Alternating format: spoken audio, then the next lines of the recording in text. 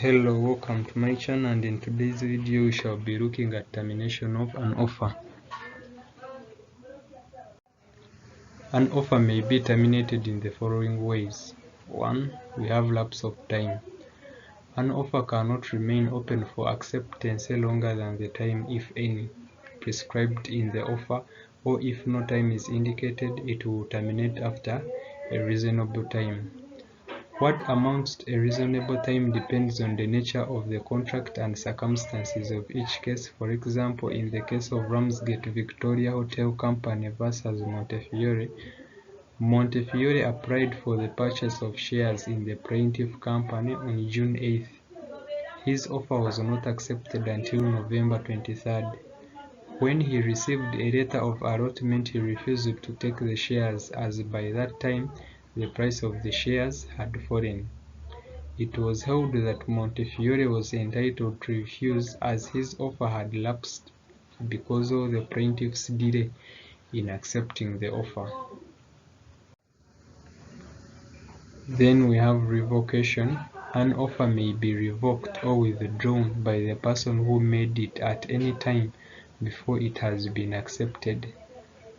Then an offer comes to an end if not accepted in a manner prescribed.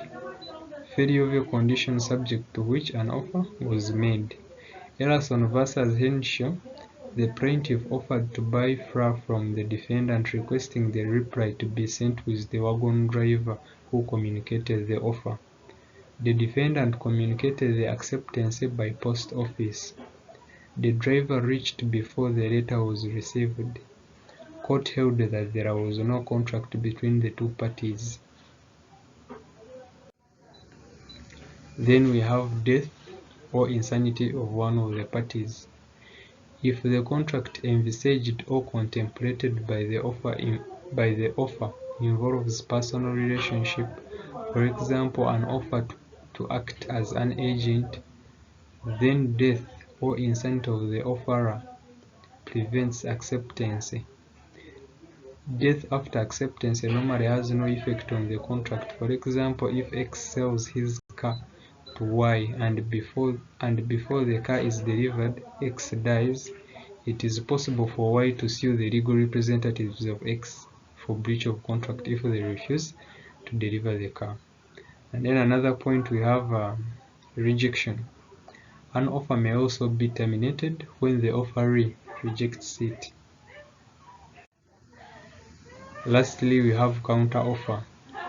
So an offer is terminated by a counter offer. This position is illustrated in Haidi versus Range. So the defendant offered in writing to sell his farm to the plaintiff for £1,000. The plaintiff, remember this is the person who sues, the plaintiff wrote saying he would give £950 for it. The defendant refused to accept this. Later, the plaintiff agreed to pay £1,000, which the defendant refused to accept. So the plaintiff sued for an order of specific performance. This action failed because his offer of £950 was a counter offer, which terminated the defendant's offer of £1,000. Thus, when the plaintiff later accepted the £1,000, there was no offer in existence, and so no contract was formed.